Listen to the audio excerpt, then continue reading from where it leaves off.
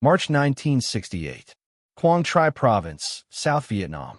The jungle breathed smoke and shadow. Through the thick canopy west of Khe Sanh, the earth trembled. Not from artillery, but from something heavier, something mechanical, something that shouldn't have been there at all. The grinding of treads on mud. The clank of steel turrets rotating in the dark. And then, cutting through the suffocating humidity and the screams of men, the unmistakable crack of tank cannons firing at point-blank range. Lang Vei Special Forces camp was dying. The perimeter had collapsed an hour before midnight. Soviet-made PT-76 light tanks, angular, brutal machines painted the color of rust and revolution, had rolled through the wire like it was paper.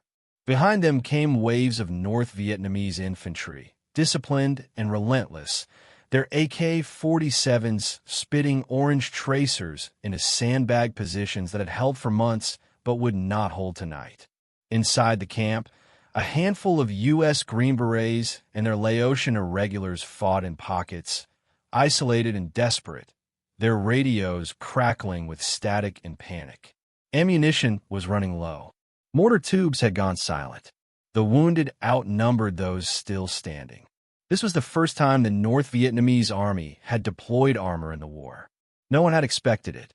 No one had prepared for it. And now, in the blackness of a moonless night, surrounded by fog that clung to the jungle like a second skin, the men of Lang Vei were about to be erased from the map. Sergeant First Class William Craig huddled in what remained of the command bunker, blood streaming from a shrapnel wound above his left eye. The concrete walls shuddered with each tank round. Dust cascaded from the ceiling. Through the narrow, firing slit, he could see the muzzle flashes of the PT-76s, impossibly close, maybe 50 meters away. They were methodically destroying every defensive position, one by one, with the patience of executioners. Craig pressed the radio handset against his ear, shouting over the din. Any station, this is Lang Vei. We're being overrun by armor. Repeat, armor inside the wire. We need air support now. Static hissed back at him. Then a voice, calm and professional, cutting through the chaos like a lifeline. Lang Vei, this is Nail 2-2. I copy armor inside the wire. We're working to get you support. Hang on. As if there was a choice. As if they could do anything but dig deeper into the mud and pray that someone, somewhere was coming. But 60 miles to the east, over the dark waters of the Tonkin Gulf, something was coming. The USS Ticonderoga, hull number CVA 14, rose and fell with the swells, her flight deck a steel cathedral lit by floodlights and controlled chaos.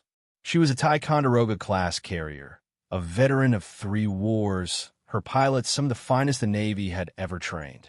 Tonight, like every night during the siege of Khe Sanh, her squadrons had been flying continuous strikes against North Vietnamese positions in the jungle highlands. The tempo was unforgiving. Planes launched. Planes returned. Ordnance was loaded. Fuel was pumped, and exhausted pilots stumbled to their bunks for 2 hours of sleep before being shaken awake for the next sortie. Lieutenant Clyde E Lassen had already flown twice that day. At 26 years old, Lassen was a member of VA 56, the champion squadron, flying the A-4 Skyhawk, a compact, delta-winged attack jet beloved by Navy pilots for its simplicity and toughness. The Skyhawk was small enough to fit in tight spaces, fast enough to evade ground fire, and reliable enough to bring you home even when it shouldn't. It had no radar, no sophisticated avionics, no luxury. Just a pilot, a stick, and whatever ordnance the deck crew could hang under the wings. The Skyhawk had been designed by Ed Heinemann, a legendary aircraft engineer who believed in elegance through subtraction. Every unnecessary pound was stripped away. Every system was simplified. The result was a jet that weighed half what its contemporaries did, but could carry nearly its own weight in bombs. Pilots called it Heinemann's hot rod, or simply scooter. It was nimble, forgiving, and brutally effective. In Vietnam, It became the workhorse of Navy attack aviation. Lassen had launched at dusk on what was supposed to be a routine strike against a supply route near the Laotian border. He dropped his payload, 2 500-pound bombs and canisters of napalm, on the coordinates provided by forward air controllers, then turned east toward the carrier. The mission was over. His fuel gauge was dropping. The deck was waiting. He flew through darkness so complete it felt like drowning. Below him, the jungle was a void. Above, scattered stars struggled through layers of tropical haze. The Skyhawk's cockpit was cramped, uncomfortable, the instruments glowing faintly green. Lassen's eyes moved in practiced rhythm. Airspeed, altitude, heading, fuel. Always fuel. In carrier aviation, fuel was everything. Run out too far from the boat, and you had two choices: eject over water and hope the rescue helicopters found you, or ditch the aircraft and hope you survive the impact. Lassen was calculating his landing time when the radio crackled. The voice on the other end was distant, distorted by static and desperation. A forward air controller, call sign Nail 22, was circling above Lang Vei in a light observation plane, coordinating what little air support could reach the besieged camp through the weather. His transmission was fragmented, urgent, barely intelligible. Tanks inside the wire, friendlies pinned down, need immediate air support. Visibility near zero. Repeat, tanks inside the wire. Lassen listened. His hand hovered over the throttle. He checked his fuel gauge again. Less than 2,000 pounds remaining. Not enough for a detour. Barely enough to make it back to the carrier. The smart thing, the right thing, according to doctrine, was to continue home. There were other pilots in the air. Other aircraft closer to Lang Vei. Someone else would respond. But Lassen knew what tanks inside the wire meant. He knew what happened when a position was overrun. He'd heard the stories from Key San, from Hill 881, from a dozen other isolated outposts where American troops had fought and died waiting for air support that arrived too late or not at all. He thought about the men on the ground. Green Berets, volunteers, all the best soldiers the Army had. They've been inserted into these border camps to train indigenous forces, to gather intelligence, to hold ground that conventional units couldn't reach. They lived in the jungle for months at a time, surrounded by enemies, sustained only by the promise that if things went bad, someone would come for them. That promise was everything. Lassen banked left. The Skyhawk's nose swung toward the mountains, toward the fog-choked highlands where Lang Vei was burning. He pushed the throttle forward, feeling the jets surge beneath him, and keyed his radio. Nail 22, this is Champion 33. I'm inbound. Give me a mark. There was a pause. Then the fax voice returned, steadier now, clinging to the hope that someone, anyone, was coming. Champion 33, you're a goddamn angel. Stand by. In the back seat of the observation plane, Captain Richard Etchberger, the FAC coordinating the defense, felt something break inside his chest. Relief, maybe, or just the temporary suspension of despair. He'd been circling above Lang Vei for 90 minutes, watching the camp die in slow motion, calling for air support that couldn't get through the weather. Every other aircraft had been diverted or turned back. Visibility was minimal. The ceiling was dangerously low. It was a suicide mission for fast movers. But this pilot was coming anyway. Etchberger grabbed his map, checked his coordinates, and began feeding information to Lassen. His voice was calm now, professional, the voice of a man who had learned to compartmentalize terror. Champion 33. Lang Vei is at Grid Yankee Delta 842 to 416. Enemy armor is concentrated at the south perimeter. Friendlies are dug in approximately 50 meters north of the main structures. Visibility less than half a mile. Ceiling 800 feet. You'll be flying into heavy ground fire. Lassen acknowledged. He was already descending, dropping through layers of cloud, trusting his instruments to keep him clear of the mountains. The Skyhawk shuddered in turbulence. Rain began to streak the canopy. Nail 22. What ordnance do you have available? Etchberger's response was grim. Negative, champion. I'm Winchester. You're it. Winchester. The code word for out of ammunition. The FAC had already expended everything he had. Smoke rockets, marking flares, even his personal sidearm at one point, firing at NVA soldiers who'd gotten too close during a low pass. There was nothing left. If Lassen turned back now, the men at Lang Vei would die. Lassen checked his remaining ordnance. One 500-pound Mark 82 bomb, 2 canisters of napalm, and approximately 400 rounds of 20mm ammunition for his twin cannons. Not much, but maybe enough. Copy, Nail 2-2. I'm 3 minutes out. Flying at night over Vietnam was a skill that separated the competent from the exceptional. There were no streetlights, no city grids, no landmarks visible from altitude. Just blackness punctuated by the occasional flicker of fire or the green glow of friendly marker panels. Navigation required instinct as much as instruments, and in bad weather, it became a game of trust, trusting your altimeter, trusting your airspeed indicator, trusting that the mountain peaks marked on your map weren't higher than they said. Lassen descended through a layer of low clouds, the Skyhawk shuddering in turbulence. Below him, the jungle was invisible. He couldn't see the ground, couldn't see the ridge lines, couldn't see anything except the faint orange glow on the horizon that marked Lang Vei. The camp was on fire.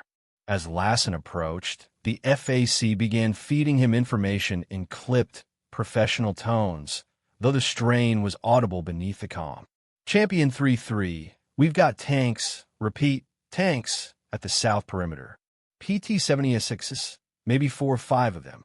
Friendlies are dug in approximately 50 meters north of the burning structures. Visibility is shit. Ceiling less than 800 feet. I can't mark the target with smoke. Too much fire already. You'll have to identify by muzzle flash. Lassen acknowledged. He was already descending, dropping below 1,000 feet, then 500. The altimeter unwound like a clock ticking toward zero. This was insane. In mountainous terrain, at night, in fog, flying this low was a death sentence. But he couldn't drop ordnance from altitude, not with friendlies that close. He had to see the target, had to confirm it visually. The jungle rushed up to meet him. He could see individual trees now, their canopies black against the firelight. Smoke poured from the camp, thick and oily, carrying the smell of burning diesel and flesh. Through breaks in the smoke, he caught glimpses of chaos below, tracers crisscrossing the darkness, explosions blossoming orange and white, figures running between structures that were already collapsing. And then he saw it. A flash of yellow-white light erupted from the tree-line south of the camp, followed by another. Tank cannons. The muzzle flashes illuminated the silhouettes of the PT-70 SAXS for just a fraction of a second, long enough for Lassen to lock the image in his mind. He could see them clearly now, low-slung turrets, long gun barrels, the distinctive shape of Soviet armor. They were firing into the camp at almost point-blank range, systematically destroying every defensive position. Lassen pulled the Skyhawk into a tight left turn, bleeding altitude, lining up his run. The G-forces pressed him into his seat. His vision narrowed. The jungle rushed past his canopy, so close he could have reached out and touched the trees. He armed his remaining ordnance, 1 500-pound bomb and 2 canisters of napalm, and rolled wings level. Champion 3-3 isn't hot. The tank commanders never saw him coming. Lassen's Skyhawk screamed over the camp at 400 knots, low enough that the roar of his engine made the wounded men on the ground look up in disbelief. The sound was apocalyptic, a shriek of tortured air and burning fuel that cut through the gunfire like a scythe. He pickled the bomb first, releasing it in a shallow dive, then pulled hard on the stick to avoid slamming into the ridgeline beyond. For a moment, nothing happened. The bomb tumbled through space, spinning, falling, guided only by ballistic trajectory and the skill of the man who dropped it. Then the world exploded. The Mark 82 detonated 30 meters from the nearest PT-76, the blast wave radiating outward at supersonic speed. The tank lifted off the ground, all 14 tons of it, flipped onto its side, and crashed back down in a shower of sparks and debris. The turret tore free from the hull, cartwheeling through the air before slamming into a nearby bunker. Secondary explosions followed as ammunition inside the tank cooked off, sending tongues of flame 50 feet into the night sky. The North Vietnamese infantrymen advancing behind the tank were caught in the open. The overpressure wave hit them like a physical force, rupturing eardrums, collapsing lungs, turning internal organs to jelly. Those who survived the initial blast staggered in confusion, blinded by smoke and fire, unable to hear the screams of their comrades over the ringing in their ears. Lassen climbed, banked, and came around for a second pass. This time, he released the napalm. The canisters tumbled through the air, spinning end over end, then ruptured on impact. Liquid fire spread across the jungle floor in a wave of chemical fury, engulfing 2 more tanks and the infantry advancing behind them. Napalm burned at over 1,000 degrees Celsius, hot enough to melt steel, to vaporize flesh, to turn human beings into silhouettes of ash. The flames cast monstrous shadows against the trees, turning the battlefield into something from a fever dream. Men burned. Machines melted. The North Vietnamese attack wavered, then broke. But Lassen wasn't done. He made a third pass, strafing the tree line with his twin 20mm cannons. The Colt Mk-12 cannons fired at 1,600 rounds per minute, each projectile capable of punching through light armor or shredding infantry in the open. Lassen walked the tracers across the remaining enemy positions, methodical and precise, watching the red lines of fire converge on targets below. Ground fire began to find him now. Green tracers rose from the jungle, arcing toward his aircraft like angry fireflies. The NVA anti-aircraft crews had finally located him, tracking his silhouette against the flames.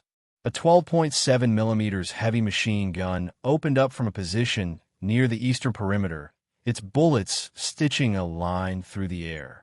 Lassen felt the Skyhawk shudder as bullets punched through the left wing. Warning lights flickered on his instrument panel. The stick felt sluggish, less responsive. A hydraulic line had been severed. He could see the gauge dropping, the pressure bleeding away. He ignored it. Fourth pass. He came in even lower this time, descending to 200 feet, so close to the ground that the defenders could see his aircraft silhouetted against the firelight. His cannons blazed again, suppressing an NVA position that had been raking the camp's northern perimeter. The enemy gun went silent. Fifth pass. Another strafing run, this time targeting the infantry attempting to regroup in the tree line. The tracers found them, scattering bodies like leaves in a hurricane. Sixth pass. By now, Lassen's fuel gauge was redlining. Less than 300 pounds remaining, barely enough to make it back to the carrier, assuming nothing else went wrong. The Skyhawk was bleeding hydraulic fluid from multiple wounds, and the left aileron was responding only intermittently. Every instinct screamed at him to break off, to climb, to run for the coast while he still could. But he could still see muzzle flashes below, could still hear the FAC coordinating the defense, his voice ragged with exhaustion but refusing to break. Could still picture the Green Berets huddled in their bunkers, counting rounds, waiting for the final assault. So he stayed. The FAC was shouting at him now, begging him to break off. Champion 3-3, you've done enough. Get out of here. But Lassen's voice came back calm, almost serene. Negative, Nail 2-2. I've still got guns. He made one final pass, expending the last of his cannon ammunition on a concentration of enemy troops attempting to flank the northern perimeter. The tracers lanced through the darkness, beautiful and terrible, a river of fire pouring from the sky. When the guns finally ran dry, clicking empty, Lassen pulled up and pointed the Skyhawk's nose toward the coast. The jungle fell away beneath him. The sounds of battle began to fade, replaced by the steady whine of the jet's engine and the urgent beeping of warning alarms. Lassen leveled off at 5,000 feet, nursing the wounded aircraft, calculating distances and fuel burn rates. The math was grim. The Ticonderoga was still 50 miles away. Lassen was flying on fumes, the fuel gauge reading below 200 pounds, less than 30 gallons. In a car, that might get you 100 miles. In a jet burning fuel at 3,000 pounds per hour, it gave you minutes. He thought about ejecting, thought about punching out over the water and letting the SAR helicopters pick him up. It was the sensible choice, the safe choice. The Skyhawk was dying beneath him. He could feel it in every sluggish response, every shudder of damaged control surfaces. Staying with the aircraft increased the risk of a catastrophic failure, of systems failing catastrophically at low altitude where there was no time to eject. But the Skyhawk was still flying, still responding, however reluctantly. And if it was willing to try, so was he. He contacted the carrier's approach controller, his voice steady despite the adrenaline still coursing through his veins. Ticonderoga Tower, this is Champion 3-3. I'm inbound with battle damage and minimum fuel. Request straight-in approach. The controller's response was immediate, professional. Champion 3-3, roger. We're clearing the deck. Call the ball when visual. The carrier appeared as a constellation of lights on the black surface of the ocean. From altitude, it looked impossibly small, a postage stamp floating in infinite darkness. Lassen began his descent, configuring the aircraft for landing. Hook down, flaps extended, landing gear lowered. Each action drained precious hydraulic pressure. The gear dropped with a thud, but only 2 green lights illuminated on the panel. The left main gear hadn't locked. Lassen recycled the gear, raised it, lowered it again. Still only 2 lights. Tower, Champion 3-3. I have an unsafe gear indication. There was a pause. Then the landing signal officer's voice came through, calm and reassuring. Champion 3-3, we've got a visual on your gear. It appears down and locked. Continue your approach. Lassen pushed the throttle forward slightly, maintaining airspeed. The Skyhawk descended through 800 feet, 600, 400. The carrier grew larger, its deck lights forming a bright rectangle on the dark water. He could see the island now, the antennas, the flight deck crew scrambling to prepare for his arrival. At 1 mile, he called the ball. Champion 3-3, Skyhawk ball, 2.0. 2.0, 2,000 pounds of fuel, the normal minimum for a carrier landing. Except Lassen didn't have 2,000 pounds. He had barely 100. It was a lie, but a necessary one. If he told them how little fuel he had, they might order him to eject. And he was going to land this aircraft. The LSO watched through binoculars, noting the smoke trailing from the damaged wing, the unsteady descent, the pilot's white-knuckled grip on the controls. Roger ball, you're looking a little low. Power. Lassen added throttle. The Skyhawk steadied. He crossed the ramp at 135 knots, faster than normal, compensating for the damaged wing. The deck rushed up to meet him. He chopped the throttle, felt the wheels slam on his steel, and waited for the hook to catch. It grabbed the 3-wire. The Skyhawk slammed to a halt with a violence that felt like salvation.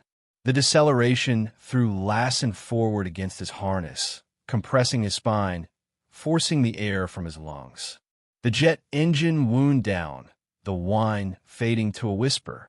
Deck crew rushed forward, chalking the wheels, securing the aircraft. Lassen sat in the cockpit for a long moment, hands still on the stick, listening to the tick of cooling metal and the pounding of his own heart. Through the canopy, he could see the deck crew staring at his aircraft, pointing at the damage, shaking their heads in disbelief. When he finally climbed out, his legs nearly buckled. The crew chief caught his arm, steadying him, then turned to look at the Skyhawk. The aircraft looked like it had flown through a storm of razors. 37 bullet holes punctured the wings and fuselage. The left aileron was shredded, hanging by a few thin strips of aluminum. Hydraulic fluid pooled on the deck, mixing with seawater and forming rainbow patterns under the lights. The fuel tanks were bone dry, so empty that when the crew chief tapped them, they rang like bells. "Sir, how the hell did you land this thing?" Lassen shrugged, too tired for words. He walked toward the island, shedding his survival vest as he went, and disappeared into the fluorescent corridors below deck. Behind him, the deck crew began the process of assessing the damage, documenting every hole, every severed line, every bent strut. They worked in silence, occasionally looking up at the night sky, wondering what kind of hell their pilot had flown through. The defense of Lang Vei collapsed fully by dawn, but by then, the survivors had already escaped through the gap Lassen had created. 53 Americans and South Vietnamese soldiers made it out alive, men who, by all rights, should have been overrun in the dark. They were extracted by helicopter at first light, pulled from the jungle one by one, still clutching their weapons, still scanning the tree line for movement. Sergeant Craig was among them. When he finally climbed aboard the Huey that would carry him to safety, he looked back at Lang Vei one last time. The camp was unrecognizable, a smoking crater littered with destroyed equipment and bodies. But he was alive. His men were alive, and they owed that life to a pilot whose name he didn't even know. The battle would be remembered as a tactical defeat, another grim chapter in the siege of Khe Sanh. Analysts would debate whether Lang Vei could have been held, whether the deployment of armor represented a significant tactical evolution for the NVA, whether the camp had strategic value worth the cost. But for those 53 men, it was something else. It was the night fire fell from heaven. The Skyhawk that Lassen flew that night never flew again. The damage was too severe, the airframe too compromised. Technicians stripped it for parts over the next week, salvaging what they could, then pushed the remains over the side of the carrier during a burial at sea ceremony. No eulogy was given, no salute fired, just another piece of metal returning to the depths.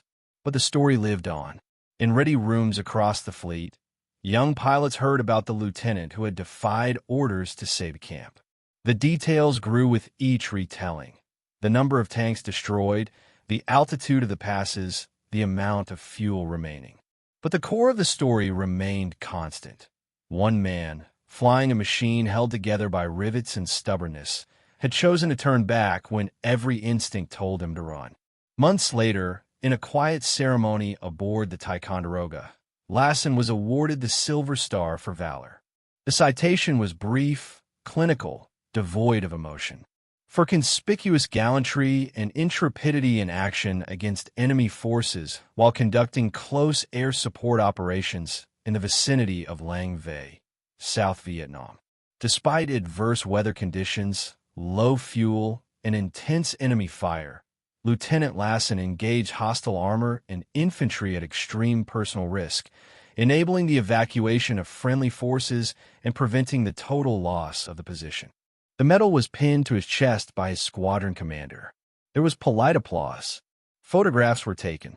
And then everyone went back to work because there were still sorties to fly, still targets to hit, still men on the ground who needed saving. Lassen never spoke much about what happened that night. Navy pilots rarely did. There was no glory in survival, no poetry in fear. You did your job, you brought your aircraft home, and you launched again the next day.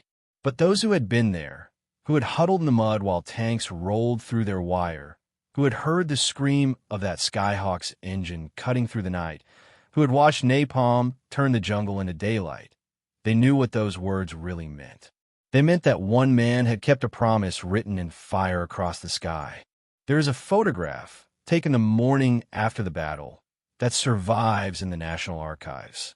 It shows the wreckage of Lang Vei from above, blackened craters, collapsed bunkers, the burned-out hulks of PT-76 tanks scattered across the perimeter like the skeletons of prehistoric beasts.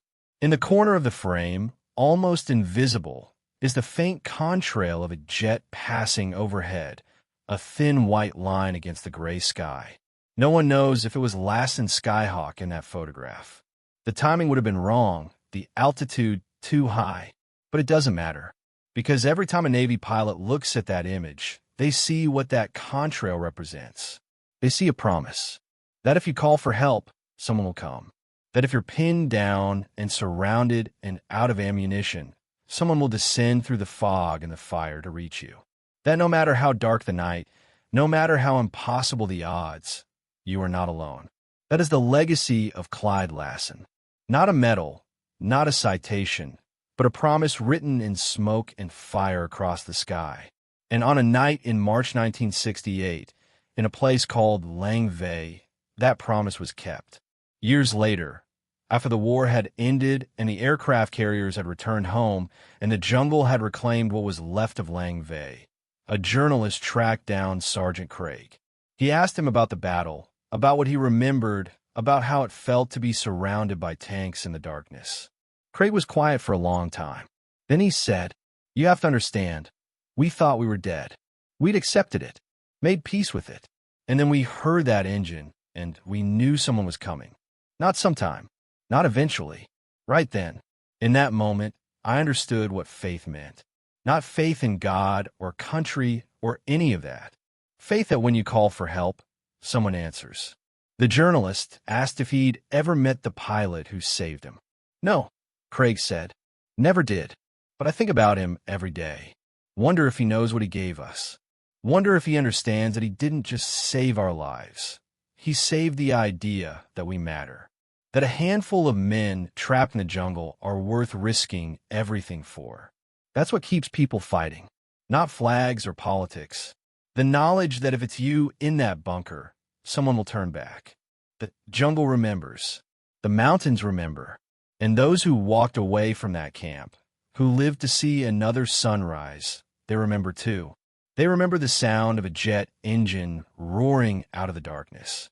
They remember the heat of napalm blooming orange against the trees. They remember looking up through the smoke and the chaos and seeing salvation descending from the clouds.